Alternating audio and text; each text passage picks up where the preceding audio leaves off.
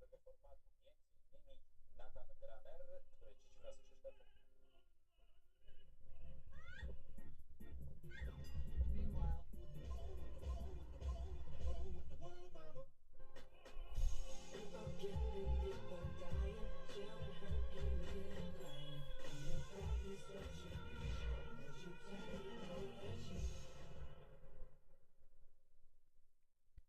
Hey, all right. Yes. Okay, live right now. We're live.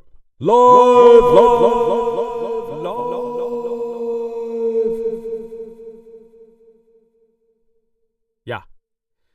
Okay.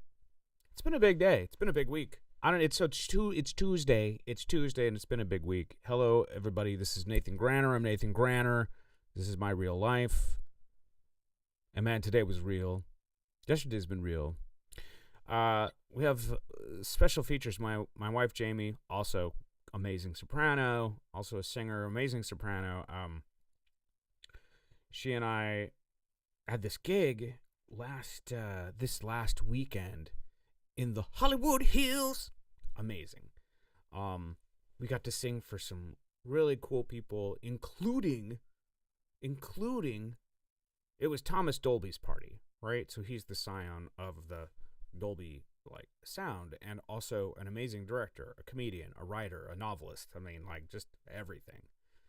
So it was his birthday, and we were at Dawnridge, which is our just kind of favorite all-time spot in L.A. Dawnridge was created by Tony Duquette, an interior designer who got really famous by designing costumes, say, for the first Camelot on Broadway, and Gigi and Rosencavalier. He designed the curtain for the Dorothy Chandler in L.A. I mean, and then he got a young partner who took over his business named Hutton Wilkinson, who is an amazing designer on his own. If you've heard the word maximalist or maximalism, it's that style that was created. It was actually Tony Duquette's style, and also Hutton Wilkinson, and they have this amazing showcase home. Tony Duquette passed away a while ago. Showcase home compound called Dawnridge. You can look it up, Dawnridge, one word, and it's freaking fantastic. We'd only been there during the day, and if you see we'll roll this picture back up. This picture is in Dawnridge. I had these great shots taken for Ombre di Luce. The album, my solo album, which came out October 2024, which you can find at panetonemusic.com. You can stream it on Apple Music, Idagio, Spotify, etc., etc. Anyway, so we have this party, right? And these really cool people are there. Jennifer Tilly, I don't know if you know her, but she's a fantastic actor and poker player as well. Just in a lot of movies. Made really famous by Bride of Chucky. But she's like an Oscar nominee. I mean, come on. Molly Shannon was there. It was freaking awesome. So we did the gig. Great pianist that we played with, Peter Walsh. If you have a chance to play with him in L.A., please do look him up. He's amazing. And then we drove home right after. We live up in Santa Maria, so it was 3-hour drive. We got home 3:45. Woke up in the morning, had 2 meetings, and with friends from overseas. So 9 in the morning, later for them. I mean, it was crazy. Today, so Monday is Blame Nathan Monday in our podcast. I know this is a long segue. Monday is Blame Nathan Monday. Which, listen, life's hard.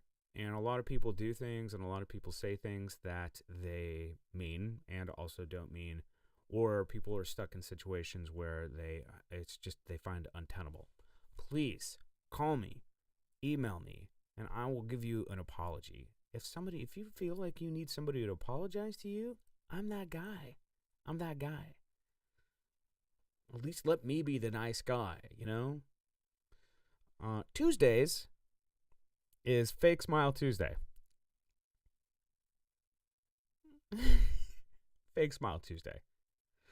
And today is definitely kind of on par with Fake Smile Tuesday. You know, we've been dealing with the fallout from the presidential election. And, of course, you're not supposed to talk about politics with friends. But friends, untenable. We're in an untenable situation. So, you know. So Tuesday, yeah, we're dealing with that. So I get triggered even watching the news sometimes. Because it's just crazy. I mean, why are the price of eggs still expensive? My gas is like 20% higher right now. Come on. Immediately gonna go down my foot. And also, so drove home and then had some calls, watched the Super Bowl, and I'm a Kansas City guy, and of course, you know, sat there bemused with the Chiefs not playing even close to their best game. And, and I'm fine with that. They got to the Super Bowl, tried for a three-peat, which is amazing, and lost. But, like, you can't win all 5 Super Bowls. You know what I'm saying? You can't. And then 3 in a row. Wow. Big day, though, with the Super Bowl and Kendrick Lamar. Kendrick Lamar's performance at the Super Bowl, the halftime, got a huge response from negative and positive. And I'm on the positive side. A lot of my friends have posted from both sides of the encampment of blue and red, or conservative or liberal or progressive and MAGA. Liking, disliking, not understanding, etc., etc. I've seen a lot of posts about explaining what this symbology, what the lyrics that Kendrick, this Pulitzer Prize-winning artist, mean. So, I mean, you know, but I've also listened to Kendrick Lamar, and I've also, taken some time to kind of get into his music, and it is multi-layered. It is like layer after layer of beats on top of each other that create this postmodern sound. Postmodernism will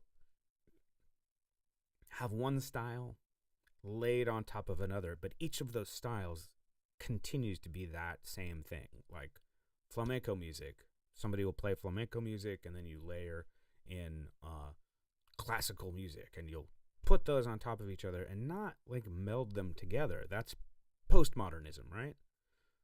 With postmodernism, contemporary sound will meld these two things together to create a psychoacoustic feel, something that is going to evoke emotions from folks, because it's one sound, that's going to, you choose one sound that you have an emotional response to, and you choose another sound that you have an emotional response to.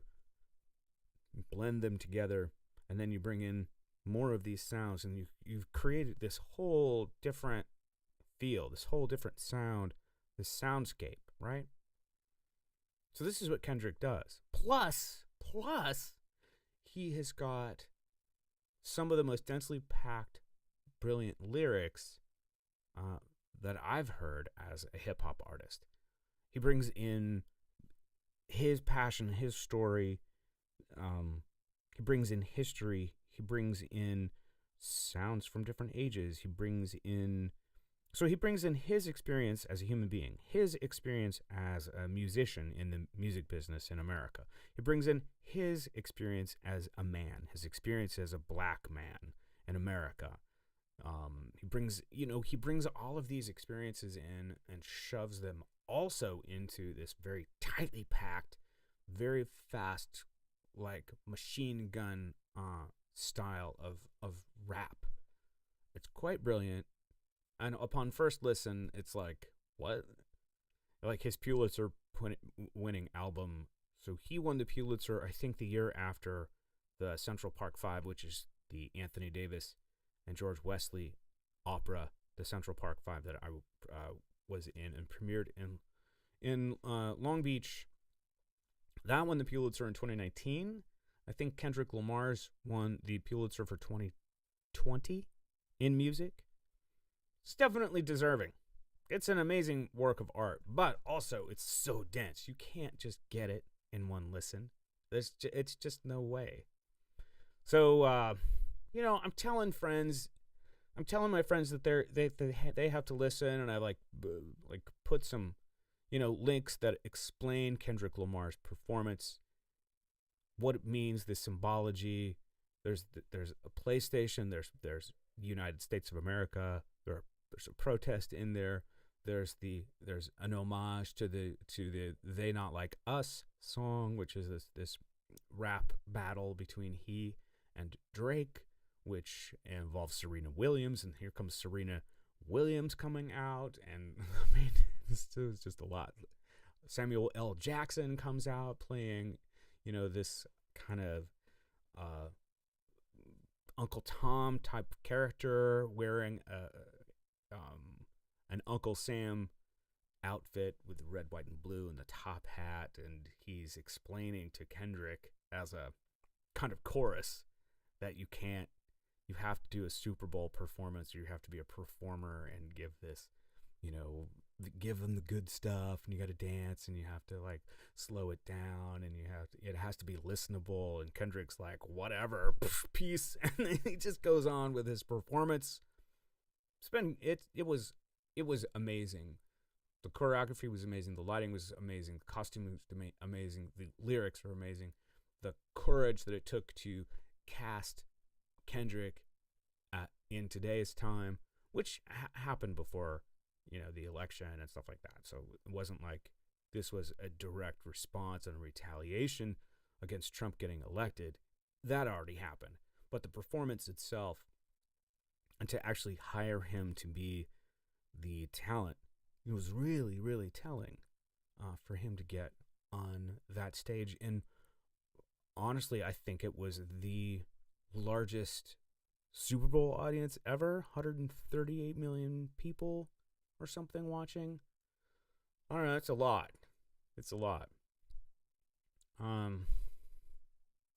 So I was on Facebook, and again, I was like posting to friends and posting links and trying to explain, to people what is going on. One old friend of mine, like one of my best friends from childhood, and we went through a lot together. I don't know. It's just weird. He and I have not seen the same page for quite some time, and he is like complaining about this music and saying that it's bad and it's not good music. And I was just like, whether it's good or bad, the music. He's like, if you have to explain it, it's not good. And I'm like, what does that mean? I mean, I've been in this music business for a long time. I've heard a lot of music, and all of it is not just some chamber music, to listen to or dance to. There are other thoughts underneath. And as far as just it being listenable, no, I'm not going to listen to Kendrick Lamar, to go on a dinner date. I'm just not going to. I don't know if it's appropriate or not, but it's just not my cup of wax to tackle that situation. And I explained as much as that. And I mean, I was just using like I feel statements. There was a phrase that I used that I think that might have gotten a, a little much or something. I used the word that somebody thinks music is bad is myopic, which means nearsighted. It isn't taking a larger view of things. So I was like going on that. Ended up that this guy got really upset with me and frickin' blocked me. Like, I was like, dang. So that was amazing and happened today. But also, I had another meeting today. 2 meetings? It's Tuesday. No, I had meetings yesterday. With this other friend of mine who, he's younger, he's a young baritone, and is just looking for his, kind of working on getting himself established in the opera world. He's done a lot. If you look at his resume, you look at his history, how he got to where he is, he's done a lot of stuff. But sometimes doing a lot of stuff doesn't work, It doesn't open some doors. I'm not here to tell you which doors are right or wrong, but if you are in the same boat, if you're an opera singer or any kind of artist, honestly, that is working their way from being a young artist to being an established artist and then being like a career established artist. This is one of the most difficult transitions that one can make. Being a young artist is hard. I mean, you get out of college and where do you go? Do you do a young artist program? Do you, just try and do some lead roles? Do you create the thing? Like, what do you do? And it used to be when I was a kid starting out, all you really had to have, was a resume and a black and white 8x10 photograph, headshot, and then that's it. Well, you spend $800, you spend like your entire life savings at the time, and you get a picture, and you get your resume and a little bio, and then you send it out, and somehow that's what you need to make a career. And it wasn't long until the internet caught up to started being something that you would get onto social media. MySpace started, for instance, kind of in the beginning of my career, and I started getting a lot of followers on MySpace. Then I switched over to Facebook and started, working on different social media platforms that were music oriented. Got rid of my MySpace page. Boy, I wish we had that again. So it's a lot different now. I signed with Sony Classical under the aegis of the American Tenors, which was an Irish-based company led by this guy named Frank McNamara. Great arranger, great conductor, really great guy. So I got signed to Sony, and at the time, my opera manager, was like, "You're going to ruin your career if you sign with a major label." And I was like, "What are you?" I fired him. And, but he was right. He was right. I didn't actually sing that much opera after I signed with Sony. It was great marketing, but it also did not open all the doors that I thought it would. And in some respects, looking back on it, probably a good thing.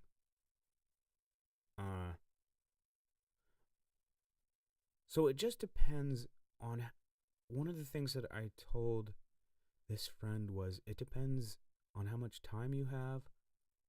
It depends on how long you can take waiting to, pop into this a lasting and established career. You're already in your career if you make $750 singing or being an artist, like selling an artwork, if you are performing on the stage, or if you get hired to play or sing or whatever in a club, if you make $650, the government, it's an edict that you are a professional. So your career's already started. You know, you don't have to worry so much about whether or not you have a career. However, you do have to be concerned with how much bread you've got, how much money you make. Can you make a living? Can you, are you going to be poor, or are you going to be in the middle class? Do you make enough money to like buy things like a house or a car, go on vacation, which you have every right to do, by the way. So it depends on really how long you have, how much persistence, how much persnickety pugnaciousness you have. We'll talk more about that later on. I just wanted to tell y'all that it's okay. No matter what you do, there may come a time when, you cross the threshold where you explode into the public, become a household name, become, one of those people that people look to, are inspired by, that casting directors want to bring in, will, give you the responsibility to carry a show. I mean, people are spending hundreds of thousands of dollars on a performance, and they just at least want to know that at the basic level, you can do what your resume says. So that's one thing. Another thing is just, be patient, yes, but also don't let people tell you no. Maybe they're not going to bring you on their stage. That's curation, friends. Curation in performance is quite literally just the same as curation of an art gallery or curation of a museum. A curator has a particular look and a feel that they want to put on their wall, that they want to present to their audience. And that's where they're going to go, right? People are going to see it, and they're going to see, oh, wow, that's this art.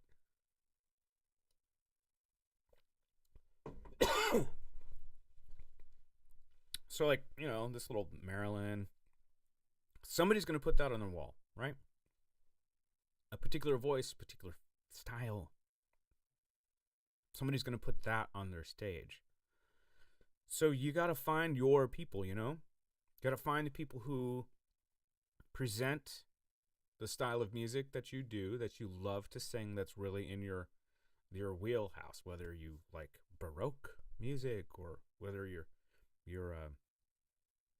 Verdi baritone, whether you're a coloratura soprano or a bel canto singer, or sing the pants off of Mozart, or you do new music, or you are more on the character side. And I mean, that's really where you get a chance to fill those blanks in as best you can. And other people will agree or not, and then put you on their stage, or not. So it takes you making the decision on what you want to do, what you want to be, how much time you want to devote to it, how much time you want to invest in your small business, your arts career, your portfolio, and just kind of, and then there's luck as well. Sometimes you're lucky, sometimes you're unlucky. But one of the coolest things, if you don't, like I said, you can be patient in your career, and you don't have to be patient, but patience is definitely part of the strategy. But you don't have to wait around. Not letting somebody say no really worked for me. Because I was able to look, I went to a friend of mine who was playing around town in Kansas City. I was singing at the Macaroni Grill as a singing waiter, busboy. Spills, my marinara sauce on my ironed white shirt and tie. I was like, how do you do that? How do you gig? How do you do this? And he took me under his wing and showed me a process by which, I could approach restaurants or clubs or any place with a stage so that I could not wait tables, but I could really focus on the music. And all of a sudden, I'm in this community of like-minded people, these creators, these performers, these artists, all different styles and genres, from dancers to visual artists to DJs to rock and roll to classical to, world music to jazz. We're all like in this melange of people in Kansas City and creating. And I tell you, that time was an amazing moment for me in finding my voice and finding what I wanted to do, finding an audience and getting out there and being able to perform when I needed experience on the stage more than anything. If you're not performing somewhere, you're it is a skill. It is a muscle that you have to develop. You can't just be in the studio practicing. You just can't, there's a different thing than being in the studio from being on the stage.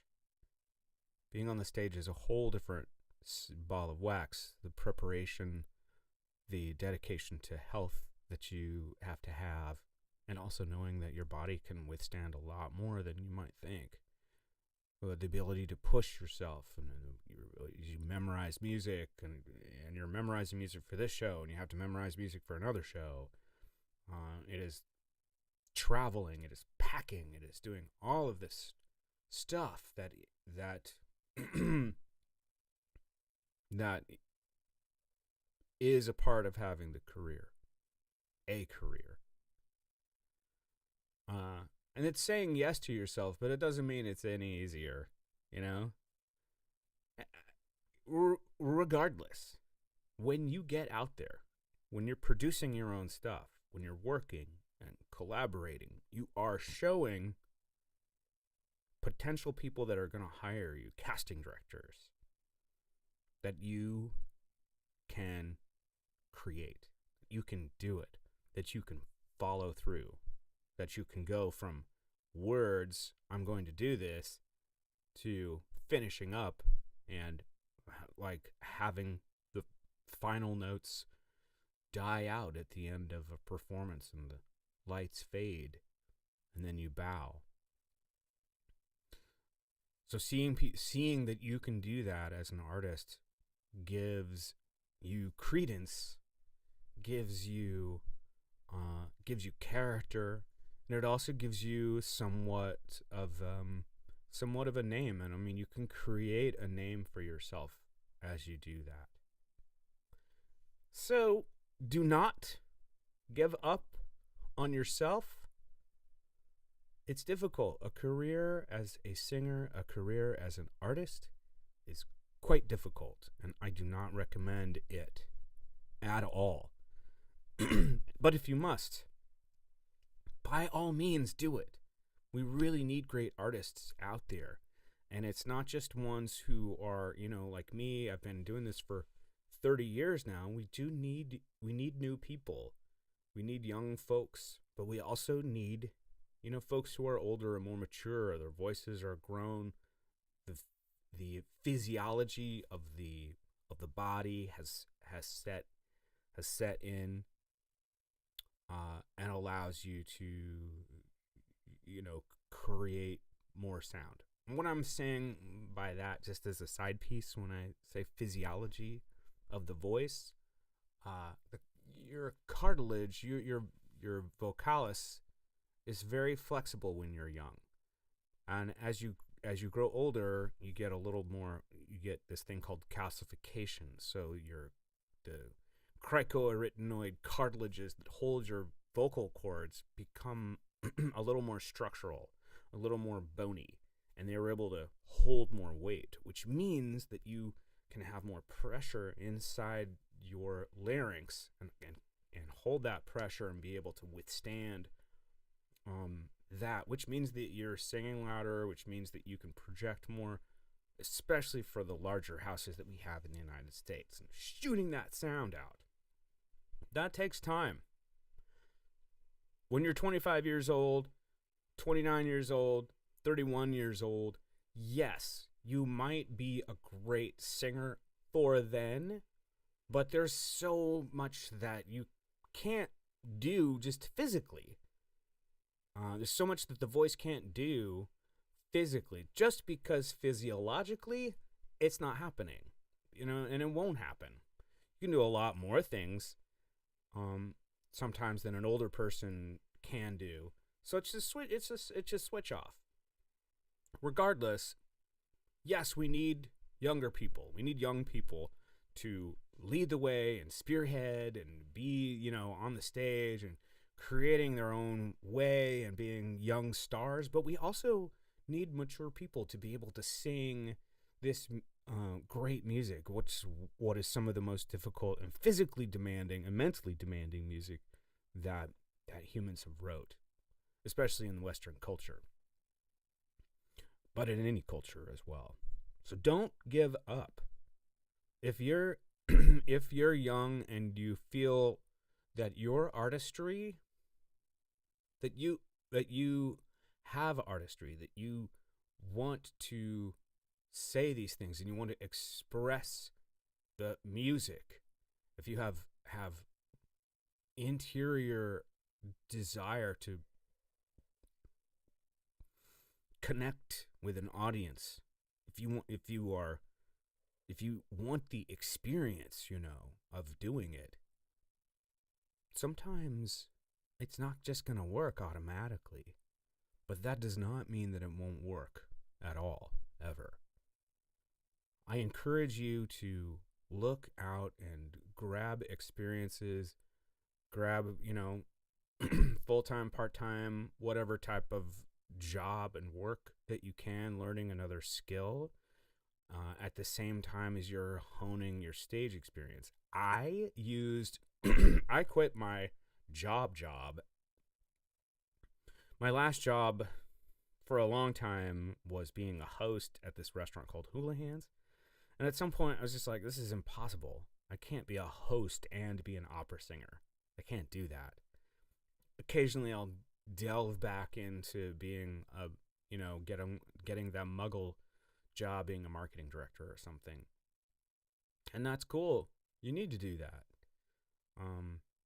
You learn skills, you learn valuable skills, you learn how to manage your time just by having other jobs. Maybe you teach. You can earn a really amazing living and have very, very fulfilling career being a teacher. But you can also sing. So you're choosing, if you choose jobs that are more on the freelance side or the service side or on the independent contractor side, those are going to be definitely easier for you to go and sing for a month or go on tour or whatever. And also give you a chance to develop as your voice develops and turns into what you want it to be. There will be a point where your voice will do whatever you want it to do. There will be a time when you won't even have to think about what is a high note. You'll just be able to do it, or a low note, or a passage, or singing legato.